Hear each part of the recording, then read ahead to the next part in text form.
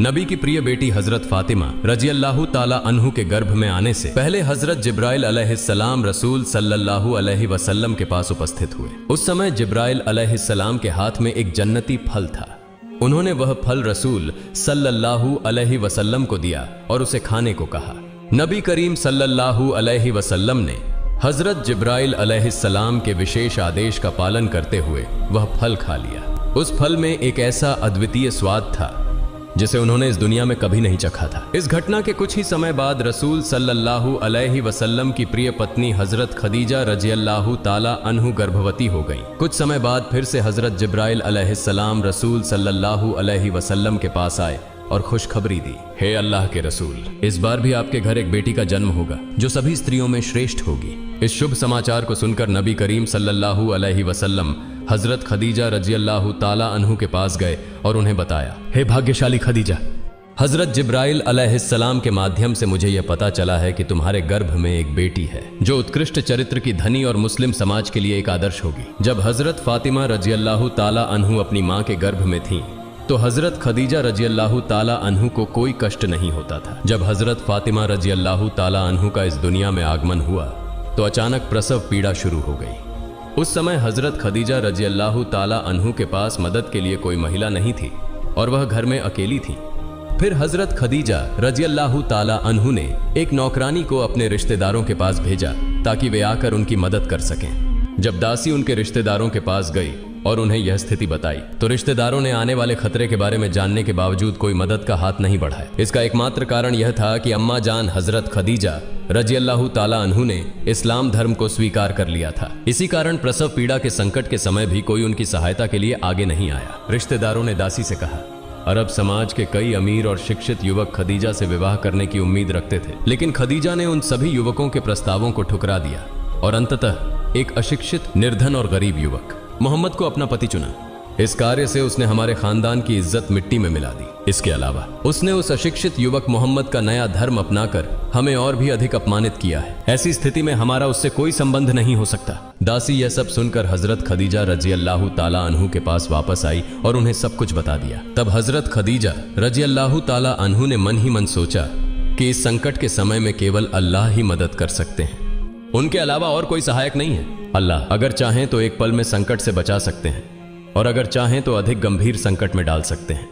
हजरत खदीजा रजियल्लाहु ताला अन्हु इन विचारों में डूबी थीं कि तभी उन्होंने देखा कि उनका कमरा एक अद्वितीय रोशनी से जगमगा उठा। उन्होंने गौर से देखा तो पाया कि 4 उज्ज्वल महिलाएं खड़ी थीं। उन्हें देखकर हजरत खदीजा रजियल्लाहु ताला अन्हु आश्चर्यचकित हो गई। कुछ समय बाद उन्होंने डरते हुए पूछा, आप कौन हैं और यहाँ किस लिए आई हैं? तब उन चारों में से एक महिला ने उन्हें आश्वासन देते हुए कहा, माँ, आपको डरने की कोई आवश्यकता नहीं है। आपने अल्लाह ताला को याद किया था और हम उसी के आदेश पर आपकी मदद करने आई हैं। मेरा नाम हव्वा है। इसके बाद दूसरी महिला ने अपना परिचय देते हुए कहा, मैं भी आपकी सेवा के लिए आई हूँ। मैं मिस्र के राजा फिरौन की पत्नी आसिया हूँ।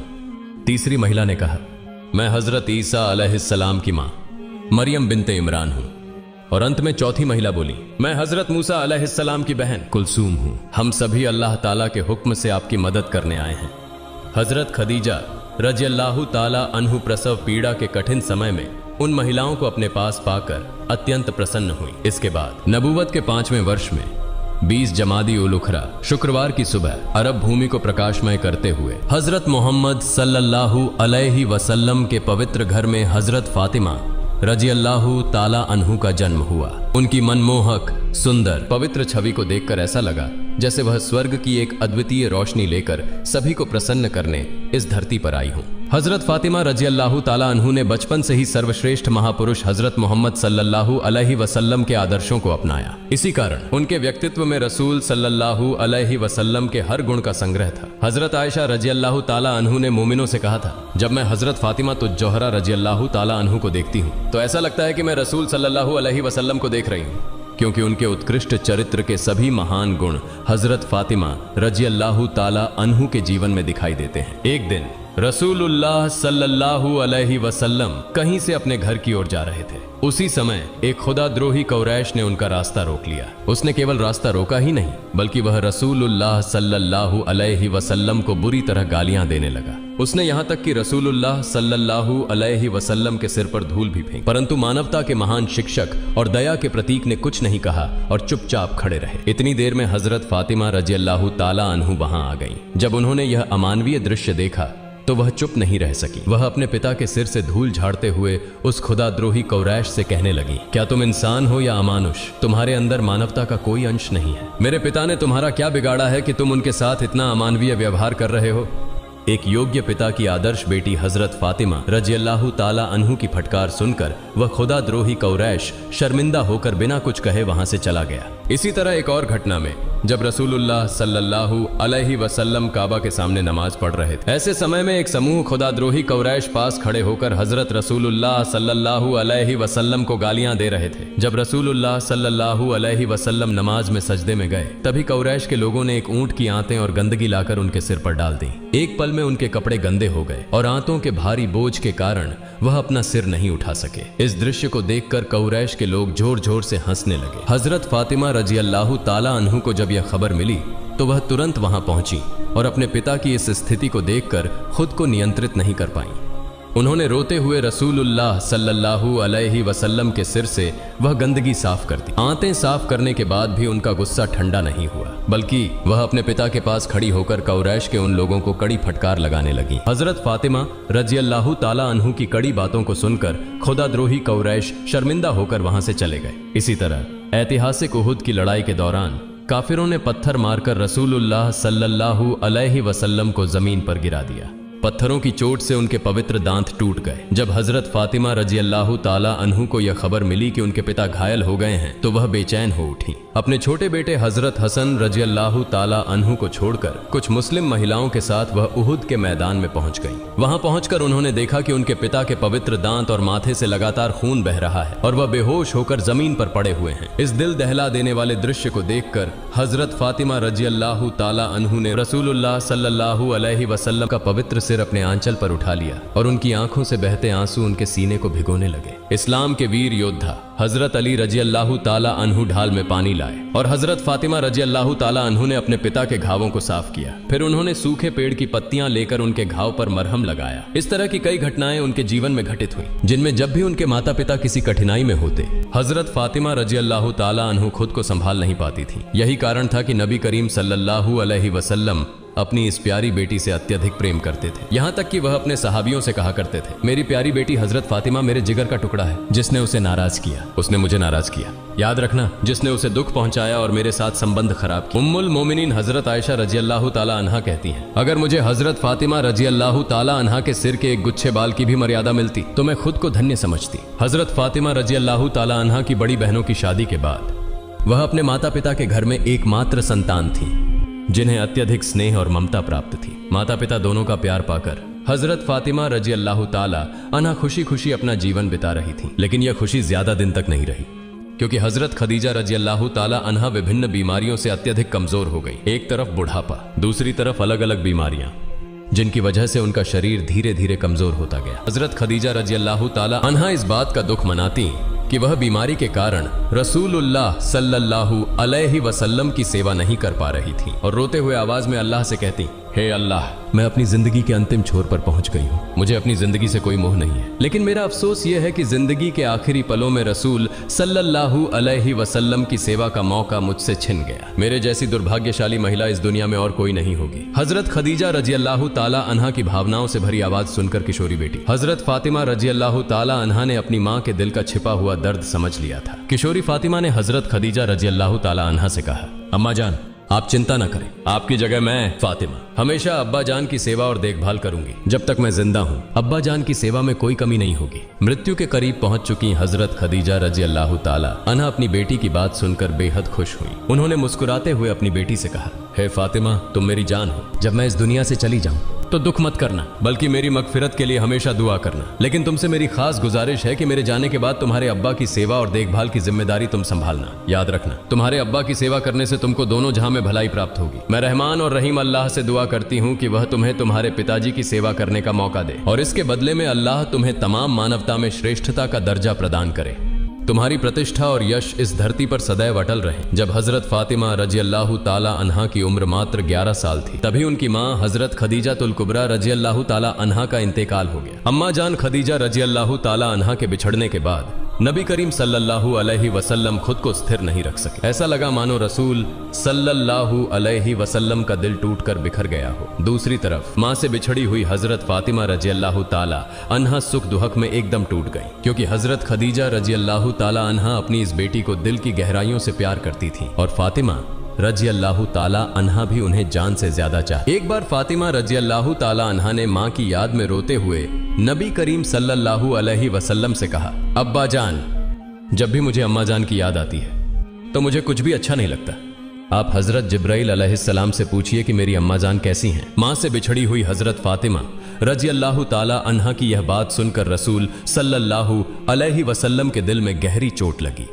अपनी प्यारी बेटी को भावुक स्वर में स्नेह से सांत्वना देते हुए उन्होंने कहा, हे फातिमा, तुम्हारी मां जैसी मां इस दुनिया में कितनी है? क्या तुमने कभी यह सोचा है? मुझे पूरा विश्वास है कि रहमान और रहीम अल्लाह ताला ने तुम्हारी मां को जन्नत में शांति प्रदान की है। तुम उनके लिए दुख मत करो, बल्कि हमेशा उनके मगफिरत के लिए अल्लाह ताला से दुआ करो। इसके बाद जब नबी करीम सल्लल्लाहु अलैहि वसल्लम मक्का से हिजरत करके मदीना आए, तब हजरत फातिमा तो जोहरा रजी अल्लाह ताला अन्हा के लिए शादी के प्रस्ताव आने लगे। दूर दूर से शिक्षित, धनवान और सुंदर युवक हजरत मोहम्मद सल्लल्लाहु अलैहि वसल्लम की प्यारी बेटी फातिमा रजी अल्लाह ताला अन्हा से शादी करने के लिए बेसब्री से प्रस्ताव भेजने लगे। यहां तक कि अंसार और मुहाजिर सहाबी भी नबी करीम सल्लल्लाहु अलैहि वसल्लम के पास प्रस्ताव पेश करने लगे, मगर महान रसूल सल्लल्लाहु अलैहि वसल्लम ने किसी को भी कोई जवाब नहीं दिया और चुप रहे। और फिर पैगंबर साहब ने खुद अली रदी अल्लाह ताला अन्हु को फातिमा रदी अल्लाह अन्हा से निकाह का प्रस्ताव दिया। जब अली रदी अल्लाह ताला अन्हु ने कुछ नहीं कहा तो पैगंबर साहब ने उनसे पूछा, तुम्हारे पास मेहर अदा करने के लिए क्या है? हजरत अली रजी अल्लाह ताला अन्हु ने कहा, मेरे पास एक घोड़ा और एक कवच के अलावा कुछ नहीं है। तब रसूलुल्लाह सल्लल्लाहु अलैहि वसल्लम ने कहा, युद्ध के लिए घोड़ा तो जरूरी है, लेकिन तुम बर्मा बेच सकते हो। इस हिदायत को पाकर हजरत अली रजी अल्लाह ताला अन्हु अदब के साथ वहां से चले गए।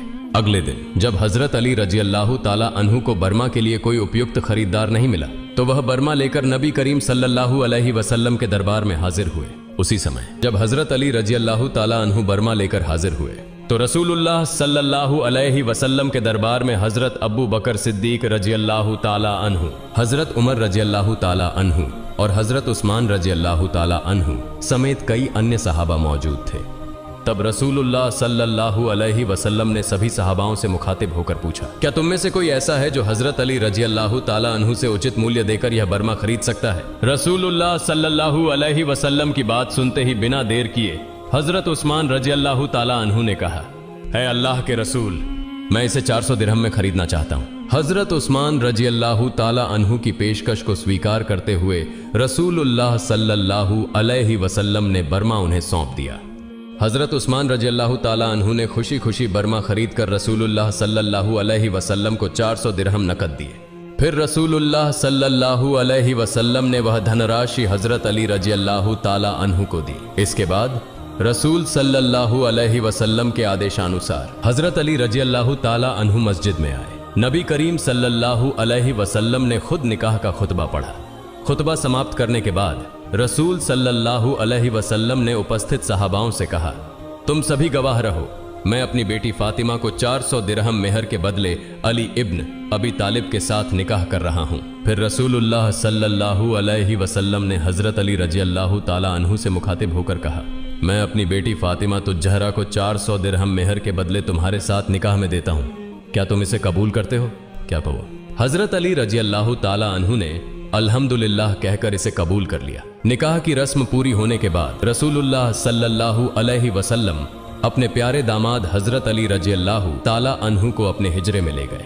चूंकि हजरत अली रजी अल्लाह ताला अन्हु का खुद का कोई घर नहीं था, इसलिए हजरत फातिमा रजी अल्लाह ताला अन्हा अपने पिता के घर में ही रहने लगी। निकाह के बाद हजरत अली रजी अल्लाह ताला अन्हु का अकेलापन सहन नहीं हो सका और उन्होंने हजरत फातिमा रजी अल्लाह ताला अन्हा को हमेशा अपने पास रखने की इच्छा जताई। लेकिन समस्या यह थी कि उनके पास अपना कोई घर नहीं था, वह खुद दूसरे के घर में रहते थे। हजरत अली रजी अल्लाह ताला अन्हु की स्थिति ऐसी थी कि वह एक वक्त का खाना ही खा पाते थे और 3 बार पेट में पत्थर बांध कर रहते। इन सभी विचारों को सोचकर हजरत अली रजियल्लाहु ताला अन्हु ने खुद को असहाय महसूस करना शुरू कर दिया। विवाह के बाद पत्नी का पति के घर नहीं रहना बल्कि पिता के घर रहना, यह पति के लिए कभी भी अच्छा नहीं होता। मन में अनेक विचार होने पर भी जब फातिमा रजियल्लाहु ताला अन्हा का ख्याल आता तो उन्हें हमेशा अपने पास पाने की इच्छा बलवती हो जाती।